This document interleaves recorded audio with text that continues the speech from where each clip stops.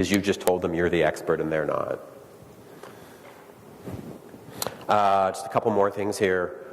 You get these exploding questions kind of happening. As someone talks, you start thinking of the follow-ups, you start thinking of the clarifications, all this stuff comes up, and you can only say one thing at a time. And in fact, this interviewer says, okay. They don't even ask a question, and so more things come up. So you have to prioritize and triage.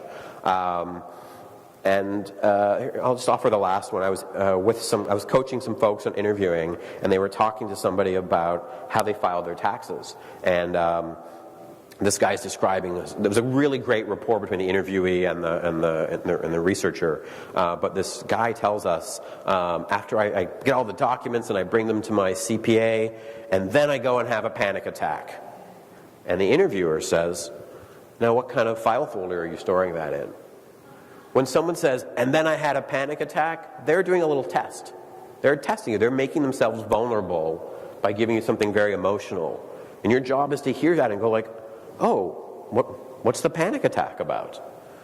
You know, not to judge them or be sympathetic for them, but just he offered something a little bit. You know, he offered this, like, I'm using the gift metaphor. He offered a gift, and my guy let it go because he was uncomfortable. I don't know what to do with the panic attack thing. I want to get to the facts. But that emotional cue is that's where you follow up, because that's what the person is asking you to do. So you're prioritizing your rapport over everything else. And you know, you're gonna have to circle back to get to what kind of file folder it is in, but you can do that. You can't circle back and get the emotional moment back if you don't pursue that.